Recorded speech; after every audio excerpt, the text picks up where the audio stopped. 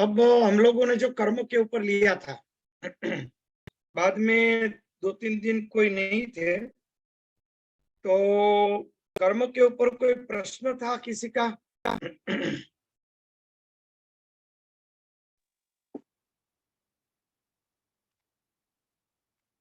असल में कर्म ही प्रधान है, जी, एक प्रधान नहीं है। मेरे विचार में बहुत सारी बातें स्पष्ट हुई कि जैसे आपने यहाँ भागवत में कहा था कि जैसी माता होती है वैसे ही संतान होती है।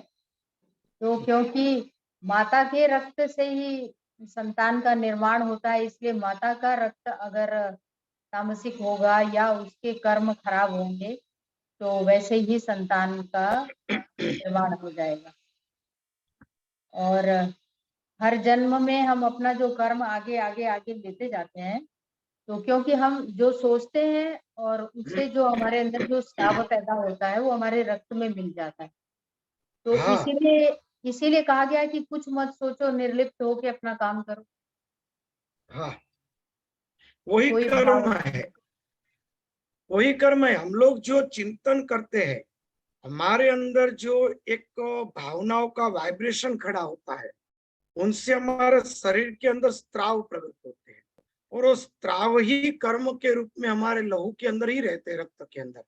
इसलिए कर्म केवल सूक्ष्म शरीर नहीं, स्थूल शरीर के साथ भी जुड़ा रहता है। वो स्थूल शरीर का भी स्वीकार रहता है कर्म के साथ। इसलिए तो भुगतता स्थूल शरीर भी है ना, अकेला सूक्ष्म शरीर नहीं भुगतता है। स्थूल शरीर में ही पहले तो प्रकट होता है, कष्ट सूक्ष्म शरीर को होता है, पर प्रकट तो स्थूल शरीर में होता है। जैसे कट जाना, जल जाना, कुछ अच्छी बातें होना, ठंडा गरम, सब कुछ स्थूल शरीर से ही होता है। तो वो जो स्त्राव जलते लहू के अंदर, वही कर्म के रूप में पुनरावर्तित होते रहते, और वही आगे की सृष्टि का निर्माण हमारे अंदर से बाहर करते रहते हैं। वही पूरा विज्ञान है कर्म। हाँ, बताइए आगे।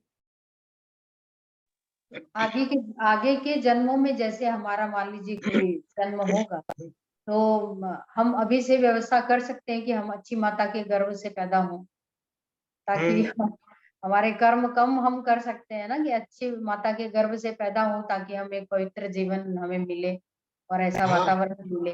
तो उसमें हमारा हाँ, चुनाव होता होगा। बराबर है। चुनाव हमारे अंतःकरण के ऊपर होता है। जिस प्रकार से जो जितनी वस्तु है उतने बड़े बक्से में रहेगी। अगर शुद्ध अंतःकरण वाला है तो वो जीवात्मा शुद्ध अंतःकरण वाले माता पिता के पास ही वो जाएगा, उसके गर्भ में ही वो प्रस्थापित हो सकेगा, वरना नहीं। और जो अशुद्ध कर्म वाला है, वो शुद्ध अंतःकरण के अंदर वो प्रवेश कर ही नहीं सकता है। इसलिए वो शुद्ध माता पिता का स्वीकार नहीं होगा, और शुद्ध माता पिता उसको मिलेंगे ही नहीं, अशुद्ध ही उसको मिलेंगे। ये पूरा विज्ञान एक दूसरे के साथ जुड़ा हुआ है, वही उसको खींच लेता है। तो फिर ये सुनिश्चित है स्वामी जी कि हम अपना शरीर का निर्माण हम ही करते हैं, हमारा जन्म हम ही चुनते हैं। कहते हैं हाँ, भगवान ने हमें मनुष्य बनाया है या भगवान ने हमें ये योनि दी है, इस भगवान से ज्यादा तो हमारे ऊपर डिपेंड करता है कि यम हम के ऊपर, यम यम ही ये सब कर रहा है, चित्रगुप्त कर रहा है। यम यानी, यम यानी कि हमारे अंदर जो श्वास चल रहा है, हमारा साक्षी ही हमारा यम है, वो ही हमारा काल है, वो ही हमारा साक्षी ही हमारा सब कुछ निश्चय कर सकता है। चित्रगुप्त जो गुप्त रूप से हमारे अंदर ये दृश्य रूप जगत पड़ा है, वो ही इस जगत का निर्माण करता है, वो यही हमारे कर्म के फल का निर्माण करता है। वो एक ही है, वही चित्रगुप्त है, वही यम है। यम उसी को कहते हैं ना, प्राण यम, प्राणायाम, प्राण ही यम है। हमारे प्राण से ही हमारी मृत्यु है, हमारे प्राण से ही हमारा जन्म है। प्राण का निरुद्ध मृत्यु है, और प्राण की सक्रियता वो हमारा जन्म है। तो प्राण को जो सक्रिय करता है और प्राण को जो निष्क्रिय करता है, वो ही तो यम है, उसको यम कहते हैं।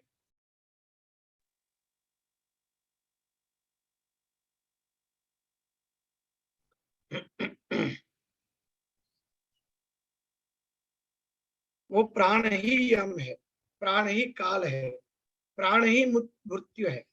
अपान को ही मृत्यु का रूप कहा है और अपान प्राण का ही रूप है। पंच प्राण में एक अपान है जो मृत्यु का कारक है, उसी को यम कहा जाता है।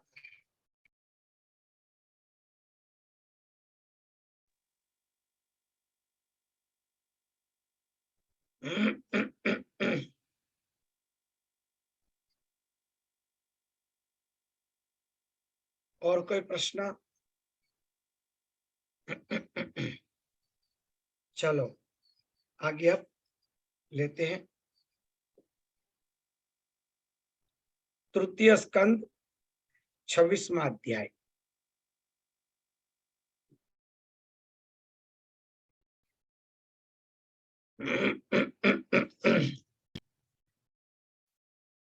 शरद तथा वसंत नाम के दो ऋतु या संसार में प्राणियों के लिए दुर्गम है, शरद और वसंत।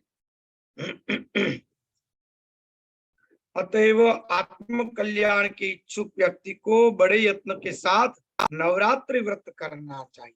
दो नवरात्रि आती है, एक चैत्र में वसंत ऋतु के समय और शरद में अश्विन आसो मास में। ये दोनों ही ऋतु ये बड़ी भयानक, मनुष्य के लिए रोग उत्पन्न करने वाली, सबका विनाश कर देने वाली ऋतु है।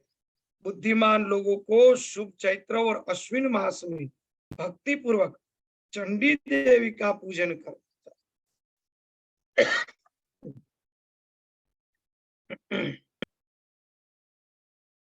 अमावस्या आने पर व्रत की सभी शुभ सामग्री एकत्रित कर ले, उस दिन एक भुक्त व्रत करे और हविष्य ग्रहण करे। नवरात्र कैसे करना उसके ऊपर चिंतन करते हैं। अमावस्या के दिन व्रत की सभी शुभ सामग्री जो है वो एकत्रित कर लेनी। शुभ सामग्री का अर्थ क्या हो?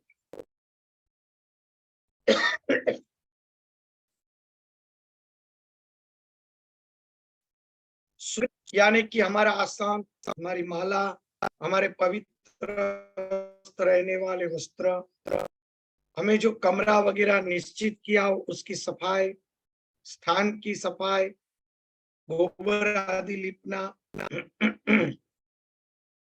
जो बर्तन उपयोग करने वाले हैं वह बर्तन पवित्र और स्वच्छ करके पहले से रखते, क्योंकि हर चीज वस्तु की परमाणु अनुष्ठान साधना में हमें उपयोगी और अनुपयोगी होते हैं, असर करते हैं।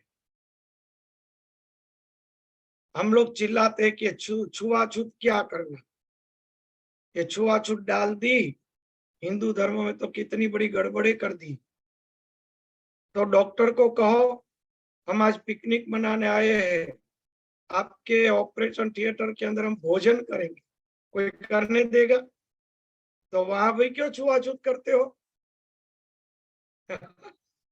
फिर उसको भी पता है कि परमाणु लगते हैं बेटा।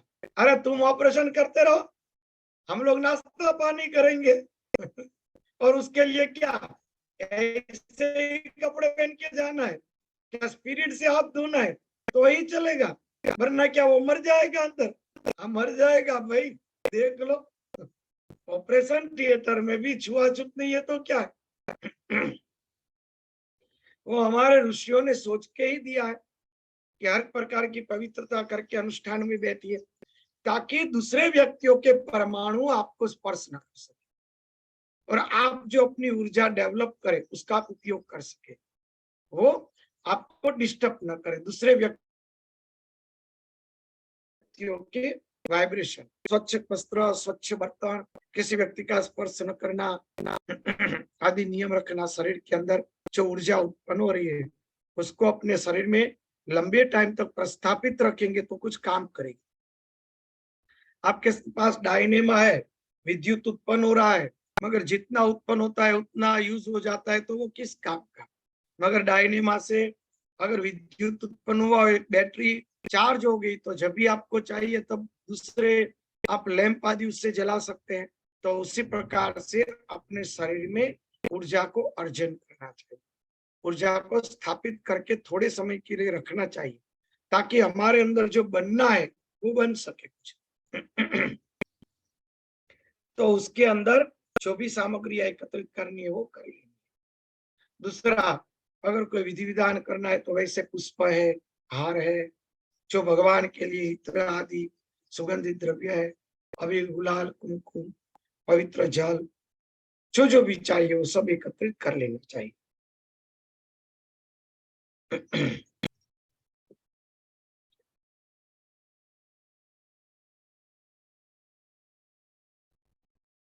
और उस दिन एक भुक्त व्रत करें और हविष्य ग्रहण। अमावस्या के दिन केवल एक समय खाना है, एक समय भोजन करें। कोई भी व्रत रहने से पहले अगले दिन रात्रि का भोजन छोड़ देना विधान।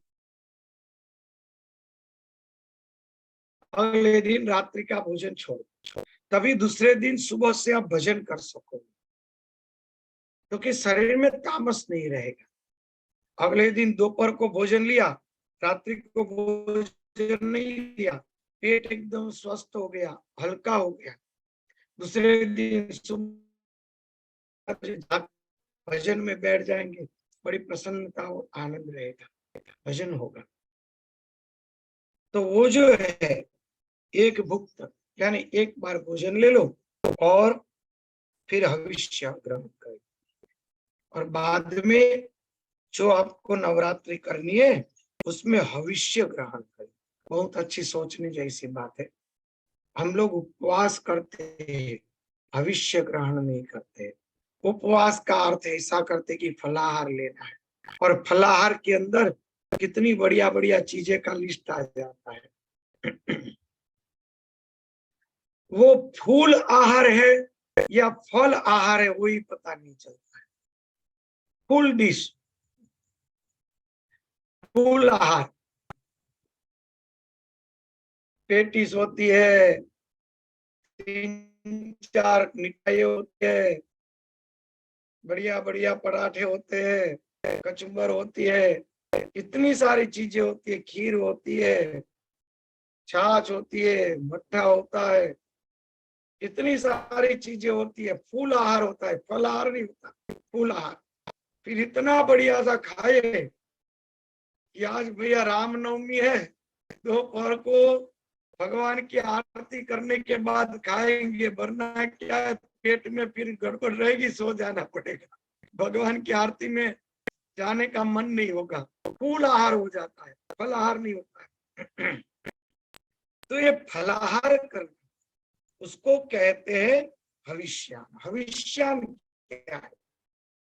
आप लोग हविष्यान करना सीखे, बड़ा आनंद आएगा। हविष्यान खाइए, सप्ताह में एक दिन हविष्यान रखिए, एक दिन हविष्यान का भोजन करेंगे ना, आप कभी बीमार नहीं पड़ेंगे। हविष्यान में क्या करना है, अभी तो भगवान की कृपा है, विज्ञान भी विकास होने लगा है। गैस के ऊपर मिट्टी के बर्तन आते हैं पकाने के, गैस के ऊपर मिट्टी के कुकर भी आ रहे हैं, बहुत अच्छी बात है। या तो मटका ले लो, चावल वगैरह पकाने के लिए मटके भी मजबूत आते हैं, गैस के ऊपर पकाने के भी मटके मिलते हैं। उसमें दूध और चावल पका लो, बिना नमक का दूध और चावल पका लो, अंदर शक्कर या गुड़ डाल के खाओ, उसको कहते हैं हविष्य। या रोटी पकाओ, रोटी बिना नमक की, घी भी नहीं, तेल भी नहीं, कुछ नहीं डालना है। रोटी पका के उसको आप फल के साथ, दही के साथ या दूध के साथ आप खाएंगे, या तो दूध और ये दूध चावल उसके साथ रोटी खाएंगे, तो वो हविष्य है। एक प्रश्न आता है, नमक क्यों नहीं खाते? आज आप हर व्यक्तियों के अंदर मन में प्रश्न रहा होगा, पर बाहर नहीं आया होगा कि भाई सेंधा लवण खा सकते, लवण क्यों नहीं खा सकते, समुद्र लवण क्यों नहीं? किसी को प्रश्न ये क्यों नहीं उठता है? सेंधा नमक क्यों? उसके ऊपर सिक्का तो लगाया नहीं कि ये फराल में चलेगा, क्यों? समुद्र लवण क्यों? समुद्र लवण बनता हुआ आप लोगों ने देखा है? समुद्र लवण में पानी जब आता है ना बहाव में, फिर इसको रोक दिया जाता है। छोटे छोटे खेत होते हैं लवण के, उसमें पानी सूख जाता है, उसको निकाल के बेचा जाता है। पर आपको पता है अनेक जीवों की उसमें हिंसा होती है। नमक बनाना पाप है, पाप का कारण है। अनेक मछलियां, अनेक ऐसे जीव, अनेक ऐसे छोटे छोटे कीड़े उत्पन्न होते, पानी पड़ा रहता है। वो सब कीड़े जब पानी सूखने जाएगा तो वो भागेंगे कहाँ? बेचारे उसी नमक में घुल जाएंगे, हड्डियां गल जाएगी, क्योंकि नमक है। नमक में बहुत बड़ी हिंसा है। नमक के खेत देखने जाएंगे ना तो आप खाएंगे नहीं नमक। नमक में जो भी मरे हुई चिड़िया कई बार गिर जाती है, कई प्रकार के पशु पक्षी मरे हुए गिरते हैं, नमक में सब घुल जाता है। वो सब नमक हमारे घर पे ही आता है।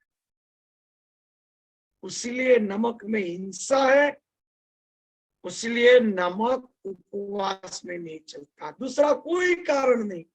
नमक कोई पाप नहीं कि नमक नहीं खाना चाहिए। नमक कौन सा पाप है भाई नहीं खाना चाहिए? पूरी सही बात है, पूरी सत्य बात है, मगर पाप है। सेंधा नमक क्या है? सिंधु आदि देश के अंदर जो बारिश होती है, बारिश में वहां पे रण प्रदेश के अंदर मीलों तक पानी भरा रहता है, अनायास, कोई भरता नहीं है। प्राकृतिक विधि होती है। हम समुद्र नमक हम खुद बनाते हैं, पकाते हैं, वो 2 समय लगता है क्योंकि हम पकाते हैं। वहां पे पानी भरा रहता है और पानी अपने आप सूख जाता है और पानी का क्षार नमक बन जाता है। वो जमीन में बड़े बड़े पड़ हो जाते हैं, मिट्टी की तरह क्षार के, उसको सेंधा नमक कहते हैं, जो प्राकृतिक रूप से बना हुआ है। उसीलिए उसमें दोष कम है, इसमें दोष ज्यादा है, क्योंकि हम लोगों ने अपने अर्थोपार्जन के लिए बनाया। वो प्रकृति में स्वाभाविक बना था, उसका हमने उपयोग किया। तो क्या कहते हैं भाई बिना नमक का नहीं खा सकते हो, कोई दिक्कत नहीं, सेंधा नमक चलेगा, मगर बिना नमक का खाएंगे तो अच्छी बात है। कहते हैं ना बिना नमक की अच्छी बात है। नमक नहीं खाना चाहिए क्योंकि उसमें जीव हिंसा है। केवल उबाला हुआ खाए, उबाला हुआ, उसको कहते हैं हविष्य। आलू है, शकरकंद है, अनेक प्रकार के ऐसे फल फलादी आते हैं, उसको आप टुकड़े करके मटके में डाल दो, मीठा पानी डालो, शांति से उसको धीमी आंच पे पकने दो। जब वो एकदम गल जाए तो उसको छन्नी से ऐसे छेड़ लो, जो मथते हैं ना मथनी से मत लो, एकदम सूप जैसा हो जाए, लिक्विड, फिर उसको पी लो। सर के लिए अति पौष्टिक है। सहजन है, आलू है, भाजी के पत्ते, अलग अलग प्रकार की भाजियों के पत्ते हैं, सब डाल दो। लौकी है, गोभी है, सब डाल दो। टमाटर है, अदरक है, सब प्रकार की चीजें उसमें डाल के सुंदर तो शांति से उसको पकने दो। गल जाए तो मथनी से उसको बढ़िया से मथ के एक लिक्विड जैसा बना के उसको पी जाओ। उसको कहते हविष्य। कितना भी पीने पर पेट हल्का रहेगा, मन शांत रहेगा, इसे हविष्य कहते हैं, जिसे हम लोग सूप कहते हैं। मगर मिट्टी के बर्तन में पकाने पर उसके अंदर सात्विक गुण बढ़ जाते हैं और पौष्टिक हो जाता है। तो बड़ी अच्छी बात है। मटके में पकाया हुआ सप्ताह में एक दिन भविष्यान खा के दिन पूरा कीजिए। भविष्य या तो भट्ठे के अंदर, भट्ठे यानी कि अंगारे, जो चूल्हा होता है या तो सगड़ी होती है, अंगारे होते हैं, उस अंगारों के ऊपर आलू को सेक लो, शकरकंद को सेक लो, कोई ऐसे जो मूंगफली आदि को सेक लो, उस भट्ठे पे ही वहीं पर सेक लो। आलू धीमे धीमे घुमाते जाओ, जब पक जाए तो पका हुआ आलू उसको हविष्यान कहा जाता है। उसमें कोई प्रकार के मसाले की जरूरत नहीं पड़ती, इतना मीठा लगता है, वो श्रेष्ठ हविष्यान, उसको हविष्यान कहते हैं। पूरी नवरात्रि हविष्यान करके हमें व्रत करना चाहिए, वो सर्वश्रेष्ठ है।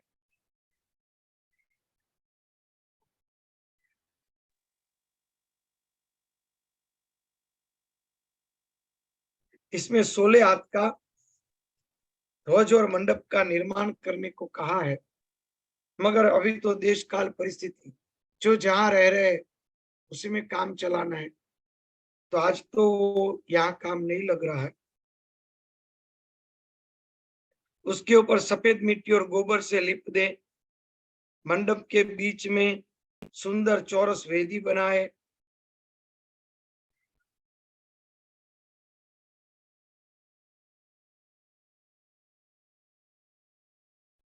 और पीठ के लिए निर्माण करे उत्तम प्रकार का माँ भगवती की पीठिका बनाए, रंगीन तोरणों से उसको सजाए,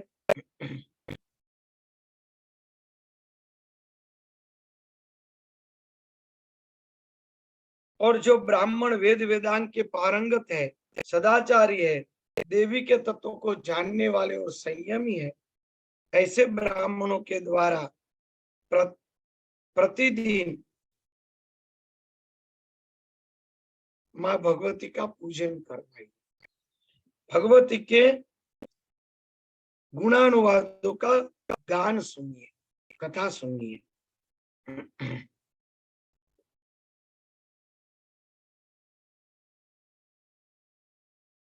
ऐसे ब्राह्मणों को बुलाकर उसको कुछ दक्षिणा दीजिए, वस्त्र अलंकार आदि प्रदान कीजिए, उसको संतुष्ट करके उससे आशीर्वाद प्राप्त कीजिए।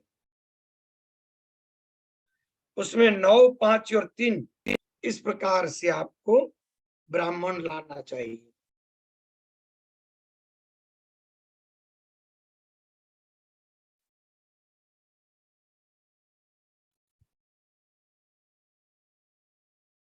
जो मां भगवती की वेदी है, उसके ऊपर रेशमी वस्त्र, सिंहासन आदि बिछाकर, 4 भुजाओं में मां ने जो आयुध लिए उसकी प्रतिमा,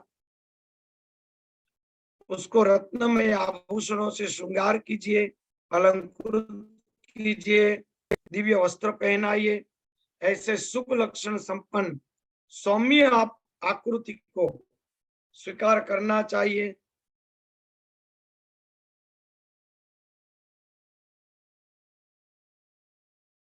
वह भगवती शंख चक्र गदा पद्म धारण किए हुए हो, सिंह पर सवार हो, 18 भुजाएं सुशोभित हो,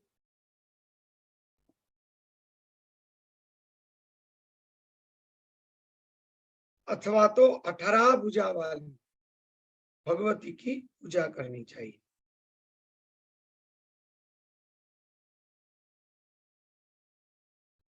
अथवा तो भगवती की प्रतिमा के अभाव में नवाण मंत्र युक्त जो यंत्र है माँ का, उसको पीठिका के ऊपर स्थापित करे,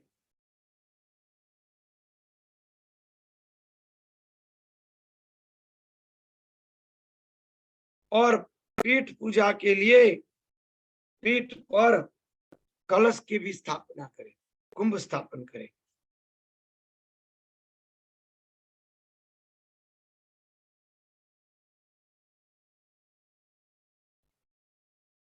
बाद में उत्साह के साथ गीत और वाद्यों की ध्वनि भी चलाए, हस्त नक्षत्र युक्त नंदा यानी कि प्रतिप्रदा तिथि में पूजन श्रेष्ठ माना। हे राजन, पहले दिन विधिवत किया हुआ पूजन मनुष्य का मनोरथ पूर्ण करने वाला होता है। पहले दिन जो हम लोग पूजा करते हैं ना, वह मनोरथ पूर्ण करने वाला होता है। क्यों? क्योंकि हर कर्म के आरंभ में सर्वश्रेष्ठ हमारी एकाग्रता है। कोई भी कर्म जब आरंभ करेंगे ना, तो एकाग्रता बहुत ही स्पष्ट रूप से रहेगी। जो धीरे धीरे यंत्रवत होता जाएगा, एकाग्रता चली जाएगी। इसलिए पहले ही दिन जो एकाग्रता है उसका उपयोग कर ले।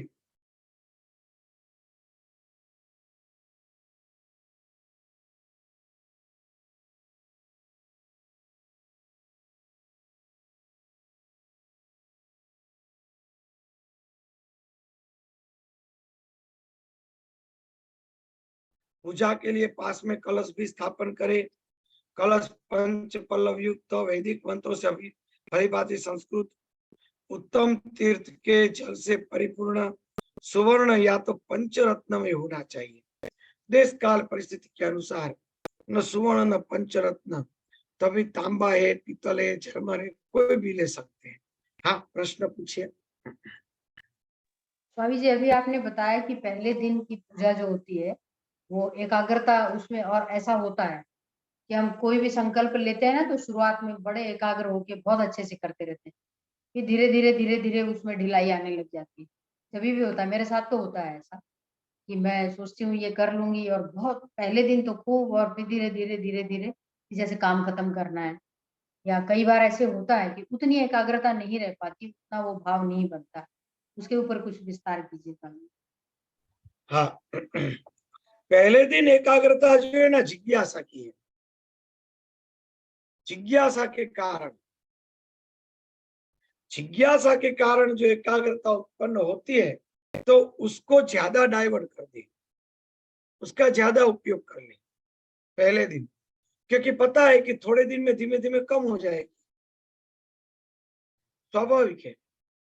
इसीलिए कोई भी वस्तु नई होते तो जगत की हर नई चीज के अंदर व्यक्ति को विशेष जागृति रहेगी। नया नया बाइक लिया है तो बच्चे लोगों को काम नहीं है तो भी गुनाहोने के लिए ले जाए। बच्चे लोग लाओ चाबी, मुझे एक चक्कर लगाना है, बच्चे कहेंगे ना, क्योंकि नया है उसलिए उसको जिज्ञासा है।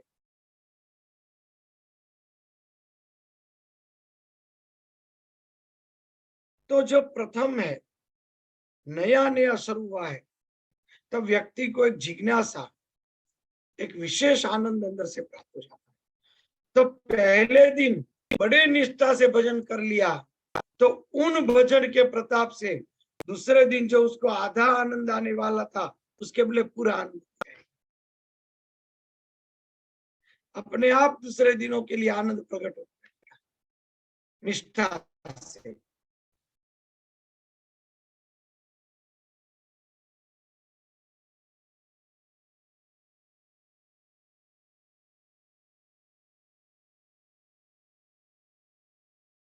इस प्रकार से भगवती का श्रेष्ठ पूजन की व्यवस्था करनी चाहिए। भगवती के प्रतिमा के अभाव में नवान मंत्र युक्त यंत्र को पीठ पर स्थापित करें और पीठ पूजा के लिए पास में कलश भी उपस्थित कर ले।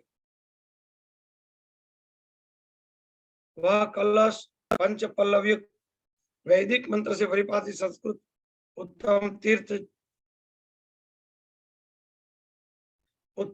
तीर्थ के जल से परिपूर्ण सुवर्ण और पंचरत्न में होना चाहिए। भले भगवान जो कृपा की, सुवर्ण का न तो काशी का चलेगा, पीतल का चलेगा, तांबे का चलेगा, जैसी व्यवस्था।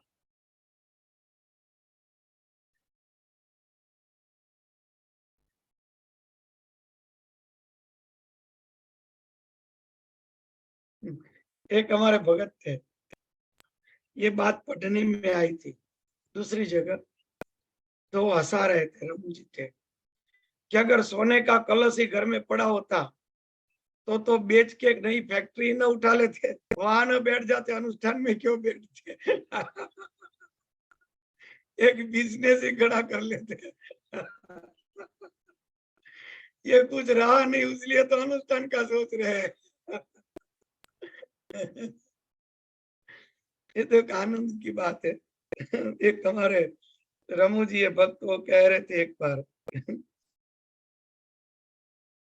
कि स्वामी जी आप इतनी बड़ी बड़ी वो शास्त्रों में लिखा होता है कैसे रत्नों से मंडप बनाइए, ये कीजिए, बड़ी सोने की पीठिका बनाइए, सोने का कलश स्थापित कीजिए, ये सब लिखा तो होता है, मगर इतना सारा हो तो फिर वो बिजनेस ही चालू कर दे, एक नया, एक कंपनी खुल जाएगी।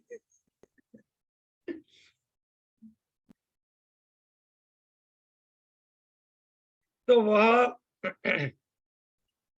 कलश स्थापित करे, कलश पंच पल्लव युक्त वैदिक मंत्रों से भली भांति संस्कृत कर ले, यानी कलश का विधिवत पूजन कर ले, उत्तम तीर्थ के जल से उसको परिपूर्ण कर ले, सुवर्ण और पंच रत्न में होना चाहिए, पास में पूजा की सामग्रियां रखकर उत्सव के नियमित गीत और वाद्यों के ध्वनि भी करानी चाहिए। यहाँ पे एक प्रश्न आता है, भले ही सुवर्ण आदि के तो धातु हम लोगों के लिए अभी देश काल परिस्थिति में संभव नहीं, परंतु स्टील का पात्र न रखे जब तक भगवान करते हैं, सक्षम है, पूजा में स्टील पात्र का उपयोग न करें, क्योंकि स्टील में 99% लोहा है, लोहे का पात्र है, लोहा राक्षसी माना गया है, भगवान की पूजा कभी लोहे से नहीं करनी चाहिए। तो पित्तल है, कांसा है, जर्मन सिल्वर है, तांबा है, उसका उपयोग कर सकते हैं, उसमें कोई दिक्कत नहीं। तो ऐसे उच्च धातु जो है, पवित्र उच्च धातु, चांदी, तांबा, कांसा आदि के बर्तन में रखना चाहिए।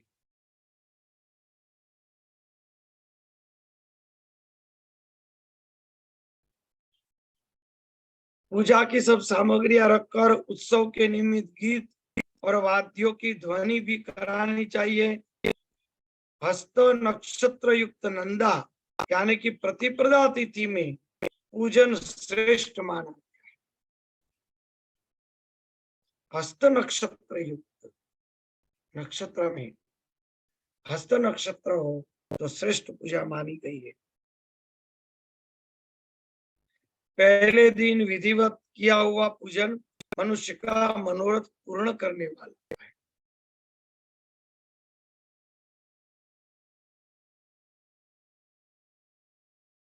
पहले दिन मुख्य पूजन पहले दिन करने का बड़ा महत्व है, क्योंकि नया नया होता है ना, एकाग्रता और बढ़ जाती है, उसीलिए।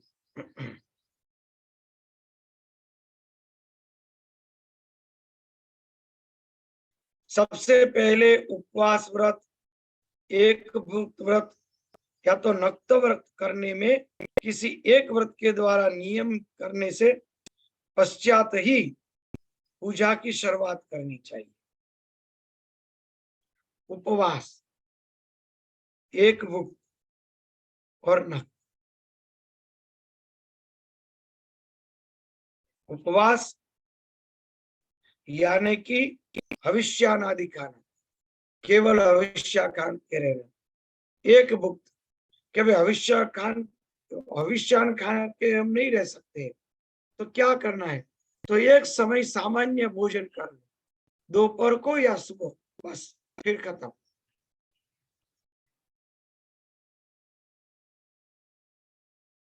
या तो नक्त, जिससे हम गुजराती में नकोड़ा कहते हैं, कुछ नहीं खाना। कई लोग तो बिना पानी का उपवास करते हैं और कई लोग केवल पानी लेते हैं, दूसरा कुछ नहीं, तो उसको नक्त कहा जाता है।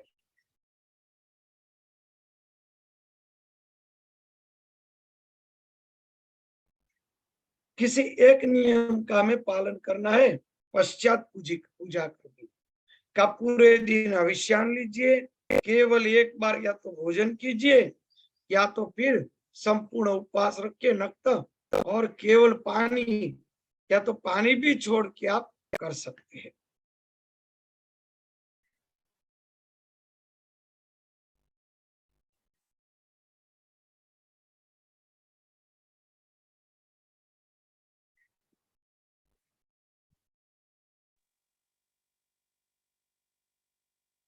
पूजा के पहले में प्रार्थना करनी चाहिए। करिष्यामि व्रतम मातन अहर्नवरात्रमनुत्तमं साहाय्यं कुरु मे देवी जगदम्ब मम अखिलम। हे माता, मैं सर्वश्रेष्ठ नवरात्रि का व्रत करूंगा। हे देवी, हे जगदम्बे, आप मेरी संपूर्ण ओर से सहाय। इस व्रत के लिए यथाशक्ति नियम रखे। उसके बाद मंत्रोच्चारण पूर्वक विधिवत भगवती का पूजन करें। पहले व्रत नियम निश्चित कर ले, फिर मां भगवती का पूजन करना है। चंदन, अगरू, कपूर, मंदार, करंज, अशोक, चंपा, करेण, मालती, ब्राह्मी आदि सुगंधी पुष्प, बिल्व पत्र, धूप, दीप आदि विधिवत भगवती जगदम्बा का पूजन करना चाहिए। उस अवसर पर अर्घ्य भी प्रदान करें। हे राजन, नारियल, बिजोरा, दाड़म, केरल, नारंगी, कटहल और बिलो फल अनेक प्रकार के सुंदर फलों के तथा उसके साथ भक्ति पूर्वक उनका नैवेद्य एवं पवित्र बलि भी अर्पण करें।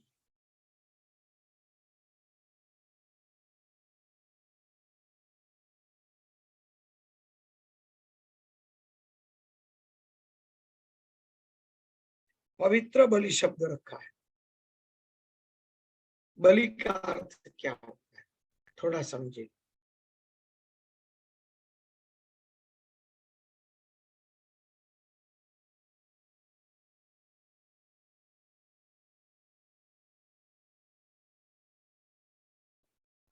उस अवसर पर अर्घ्य प्रदान करना चाहिए। नारियल, बिजोरा, नींबू, दाड़िम, केला, नारंगी, कटहल, बिल्व फल आदि अनेक प्रकार के सुंदर फलों के साथ भक्ति पूर्वक अन्न का नैवेद्य, यानी कोई सुंदर भगवान के लिए रसोई बनानी है और पवित्र बलि अर्पण करना चाहिए।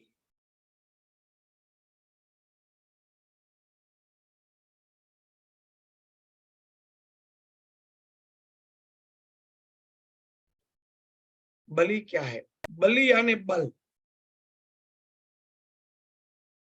हम लोग उपवास करते तो क्या होता है पता है? हम लोग उपवास करते हैं ना, शारीरिक बल क्षीण होता है, समझने जैसी बात है। मनोबल दृढ़ होता है, शरीर में कष्ट होता है। हमारा जो प्राण है ना, वही बलि है। प्राण की आहुति जो हम संसार में दे रहे हैं, उस प्राण की आहुति को भगवती के चरणों में देना है। संसार के कार्य में निर्बल बनना है और भगवती के कार्य में सबल बनना है। बलि समर्पित करना नैवेद्य के साथ। बलि यानी प्राण। सृष्टि में सबसे बलि प्राण है। प्राण से बलवान कुछ नहीं, प्राण ही बलि है। कर्म को बलि कहा है क्योंकि जहां प्राण है वहां ही कर्म है। प्राण नहीं तो कर्म भी नहीं। कर्म का आधार प्राण है। हम क्या करते हैं? अपने प्राणों की बलि संसार में दे रहे हैं। खाना पीना, मौज करना, ये संसार भुगतना, शादी, बच्चे, ये व्यवहार, बड़ा बिजनेस, ये सब किसकी आहुति से होता है? प्राण की आहुति से, बल की आहुति से। आप अपने प्राण के बल को संसार के लिए बलि दे रहे हो। उस प्राण के बल की बलि भगवती को दो, उपासना में पुष्ट हो और संसार के कर्म में निर्बल हो जाओ। भाई चलो आज घूम के आए तो कहेंगे अरे भाई आज तो उपवास है, चलने का मन नहीं होगा, खाने को कुछ मिला नहीं। बहुत बढ़िया, बैठे बैठे जप करो, मन को अंतर्मुख करो। जो आहुतियां बल की हम संसार को दे रहे, उस बल की आहुति भगवती को दे दी। जो भी उपवास आदि से हमारा सात्विक प्राण पुष्ट हुआ, वो बल पूरा का पूरा भगवान को समर्पित कर दिया, उसी को कहते बलि।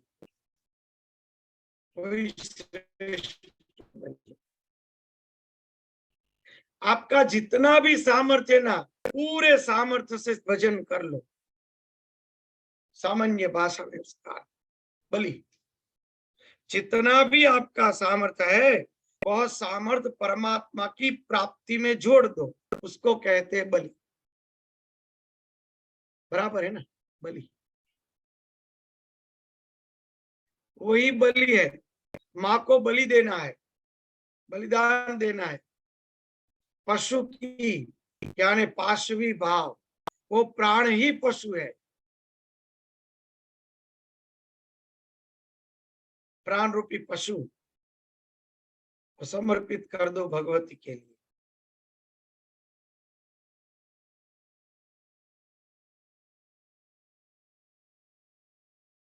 होम के लिए त्रिकोण कुंड बनाना चाहिए। त्रिकोण के मान के अनुरूप उत्तम वेदी भी बनानी चाहिए, ताकि जो त्रिकोण आपने जो कुंड बनाया, उस प्रकार से वेदी सब बैठ सके उसके ऊपर प्रमाण से। विविध प्रकार के सुंदर द्रव्यों से प्रतिदिन भगवती का त्रिकाल पूजन करना चाहिए। गायन, वादन, नृत्य के द्वारा महान उत्सव करना चाहिए। त्रिकाल पूजन यानी त्रिकाल संध्या। शास्त्रों में लिखा है, जो त्रिकाल संध्या नहीं करता है, भगवान उसकी एक भी उपासना या तो कोई भी देवी देवता उसकी एक भी उपासना का फल ग्रहण नहीं। विधान है। आज संध्या चली गई, बहुत कम लोग संध्या को मान दे रहे हैं। संध्या सर्वश्रेष्ठ है। त्रिकाल संध्या।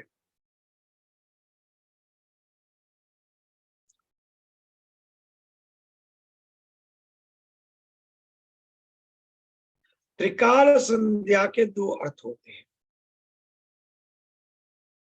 कौन से तीन काल है? वर्तमान, भूत और भविष्य। ये तीन काल है। हमारा मन तीन काल में भटकता है। कभी वर्तमान में रहता है, कभी भूत में जाता है, कभी भविष्य में जाता है। वो जो विचार है, वो विचार, दो विचार के बीच में जो संधि है, भूतकाल का विचार आ रहा था और एकदम से भविष्य का विचार शुरू हुआ। ओहो, अभी तो वो मेहमान लोग आएंगे, तो उसको कुछ चाय बनाने के लिए दूध चाहिए था, तो भविष्य में विचार आ गया। अभी भूतकाल में चल रहा था कोई कारण से, तो उसमें से एकदम से भविष्य काल में चले गए, तो वो भी काल ही है। वो दोनों काल के बीच की जो संधि विचार है, वो दो विचार के बीच में जो संधि है, उसकी उपासना त्रिसंध्या है। तीन काल की तीन संध्याएं है, वर्तमान, भूत और भविष्य। ये तीन जो संध्या है, हमारे विचारों के अंदर जो संधि है, उसी संधि की हमें उपासना। वो सर्वश्रेष्ठ संध्या है।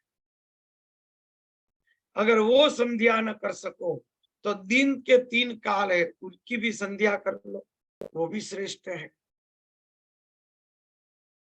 तो इस प्रकार से संधि की उपासना करनी है, त्रिकाल संध्या करनी है,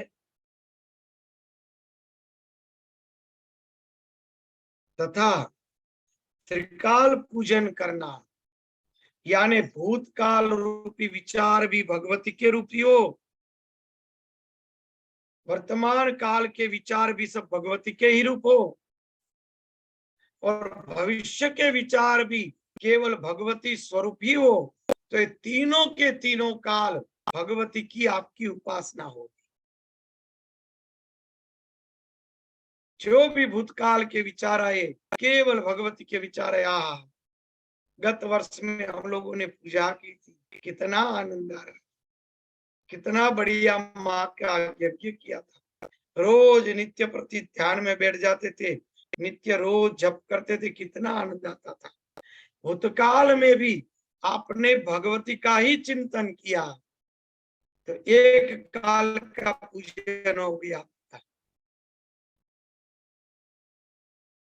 भविष्य, चलो ये नवरात्रि आ रही है, माँ भगवती की बढ़िया से पूजन करें, उसका चिंतन शुरू करो। कैसे कैसे करेंगे? ये भविष्य रूपी काल भी भगवती का ही पूजन हो। और वर्तमान, अभी हमें क्या करना है? वर्तमान में भगवती का स्मरण करें। तो तीनों काल की ये 3 पूजा हो गई। वर्तमान, भूत और भविष्य में भगवती मई अपने चिंतन को बना देना, उसको 3 काल की 3 पूजा कही गई। जो भगवती का 3 काल पूजन करता है, वह भगवती उसको जगत रूपी दृश्य प्रपंच से मुक्त कर देती। ये 3 काल का सही पूजन यही है। 3 काल का पूजन करना चाहिए।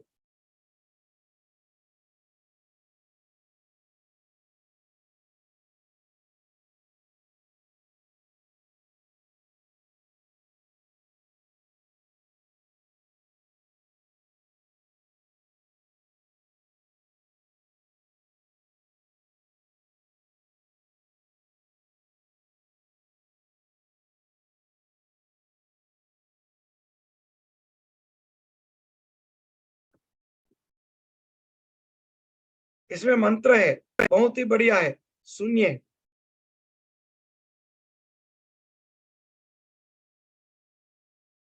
अहिंसा याज्ञ की प्रोक्ता,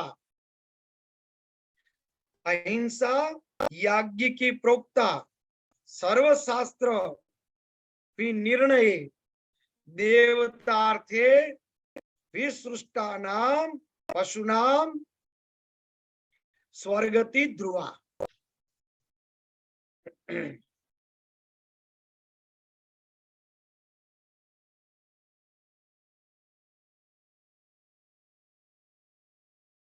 34वां मंत्र है, 34, तृतीय स्कंद, 26वां अध्याय। अहिंसा याज्ञ का प्रोक्ता, सर्वशास्त्र निर्णय, सब शास्त्रों का निर्णय है, अहिंसात्मक यज्ञ ही श्रेष्ठ है। देवतार्थे विसृष्टानाम पशुनाम प्रगति ध्रुवा। विसृष्टानाम, ये सृष्टि रूपी पशु नहीं, विसृष्टि रूपी विज्ञानमय, यानी अंतःकरण में जो पशु रूपी हमारी सृष्टि है, उसकी बलि देनी है। बराबर है। हमारे अंतःकरण में जो पाशवी संसार है, उसकी बलि देनी है।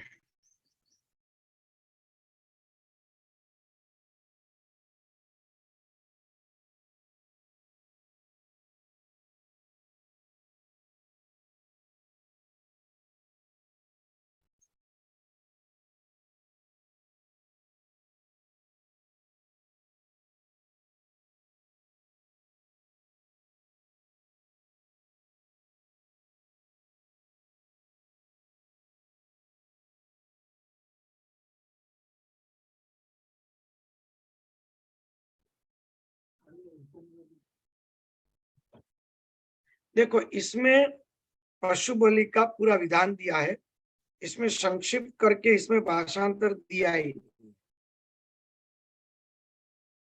मांसासनम ते कुर्वन्ति तै कार्यम पशु हिंसा महिषा चवरा हणाम बलिदानम विशिष्यते देव्याग्रे निहता यान्ति पशवः स्वर्गमव्ययम् न हिंसा पशुजा तत्र निघ्नताम तत्कृते अनघः अहिंसाम याज्ञिका प्रोक्ताम सर्वशास्त्र निर्विणये देवतार्थे विसृष्टानाम पशुनाम स्वर्गतित्वा।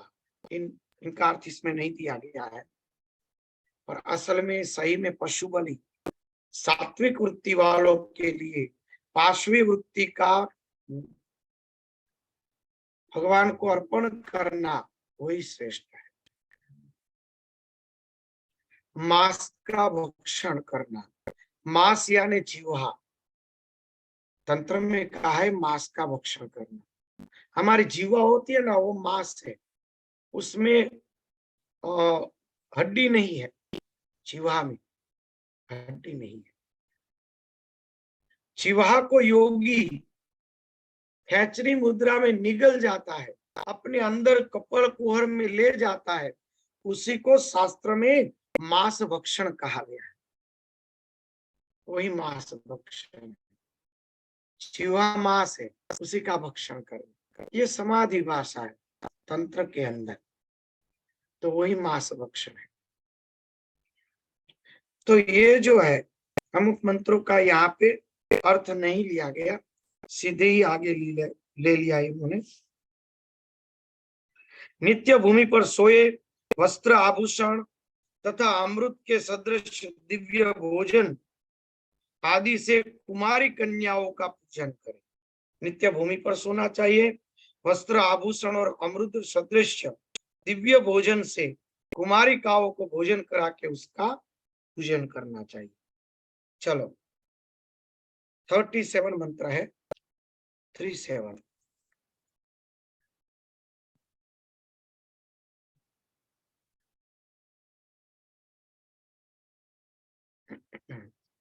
तृतीय अध्याय 26 का 26वां अध्याय 3रा स्कंद।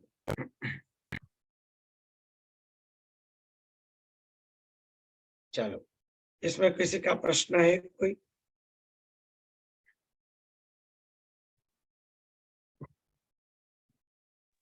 स्वामी जी, इतनी गूढ़ व्याख्या कोई करता नहीं है, इसीलिए विकृतियां हो गई। हाँ, मनमाना आचरण हो रहा है, शास्त्रों का नाम लेके, है ना? हाँ बराबर है। क्योंकि सारा अपने ऊपर करना है, ये सूक्ष्म शरीर के ऊपर ये प्रयोग करना, हम लोग स्थूल शरीर के लिए सारी व्यवस्था करते हैं। जैसे ब्रह्मा जी ने अपने विराट पुरुष के अंदर सब द्रव्य प्राप्त करके विराट पुरुष से उन्होंने सृष्टि रूपी यज्ञ किया, श्रीमद् भागवत में आता है, उसने पशु आदि बलि भी दी, उसमें ऐसा शब्द लिखा है। तो उसी प्रकार से हमारा जो हिरण्य स्वरूप है, सूक्ष्म शरीर है, उसी में से सब सामग्रियां लेकर हमें भगवान का यजन करना है। बाहर की कोई द्रव्य लेने की जरूरत ही नहीं, उसी में से यजन करना है। अपनी पार्श्वी वृत्तियों का निरोध करना है, अपनी सात्विक वृत्तियों को बढ़ाना है, सब अंदर ही करना है। और वो जो उपासना है वही सर्वश्रेष्ठ यज्ञ है, उसी को ज्ञान यज्ञ कहते हैं। वो श्रेष्ठ ज्ञान यज्ञ है। बातें करना ज्ञान यज्ञ कहा जाता है, सत्संग को ज्ञान यज्ञ में लिया गया है, क्योंकि सत्संग से ज्ञान प्राप्त होता है, मगर वो ऊपर का ज्ञान प्राप्त होता है, अनुभूत ज्ञान उपासना से होता है। इसलिए उपासना सर्वश्रेष्ठ ज्ञान यज्ञ है। बराबर। अपने अंतःकरण में पड़ी हुई सृष्टि की सामग्री लेकर, ब्रह्मा जी कौन है? हम ही है। अपने अंतःकरण में पड़ी हुई सृष्टि में से पदार्थों को लेकर हमें परमात्मा का पूजन करना है। चलो, खाने का मन हुआ, तो भगवान के लिए प्रसाद बनाए, ये क्या हो गया? अंदर से सृष्टि उत्पन्न हुई तो सृष्टि को भगवान को अर्पण कर दी। चलो घूमने जाने का मन हुआ, भगवान के मंदिर के दर्शन कराए। कुछ बोलने का मन हुआ, भगवान की ऊंचे स्वर से कीर्तन चालू कर दिया। ये क्या है? जो कर्म करो परमात्मा के लिए करो, यानी कि आपकी सृष्टि में जो उत्पन्न हो रहा है वह भगवान को समर्पित कर, ये श्रेष्ठ उपास।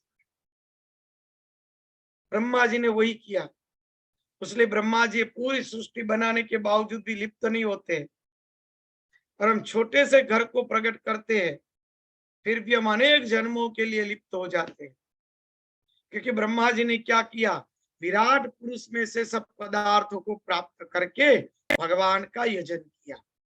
पढ़ो श्रीमद् भागवत के अंदर प्रथम स्कंद द्वितीय स्कंद के अंदर आता है, बराबर। तो ये जो यज्ञ किया वो क्या है? हम भी ब्रह्मा ही है, हमारे अंतःकरण में विराट पुरुष रूपी सृष्टि पड़ी है, विराट।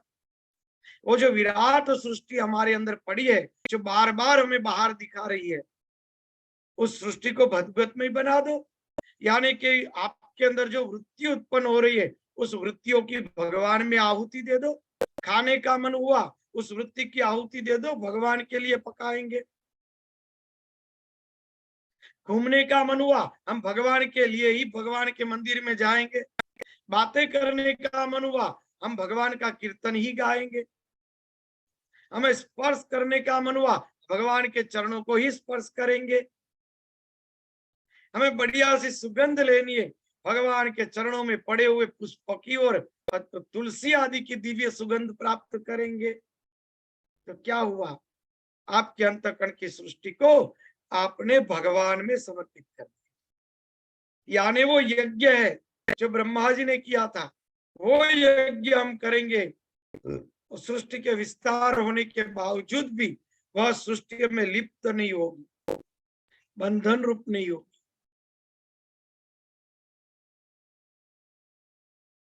बराबर है ना?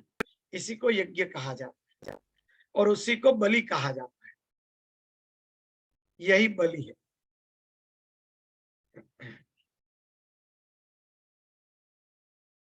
चलो किसी का कोई प्रश्न?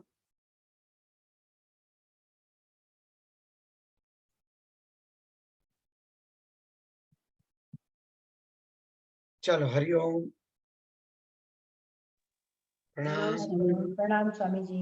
प्रणाम। प्रणाम प्रणाम।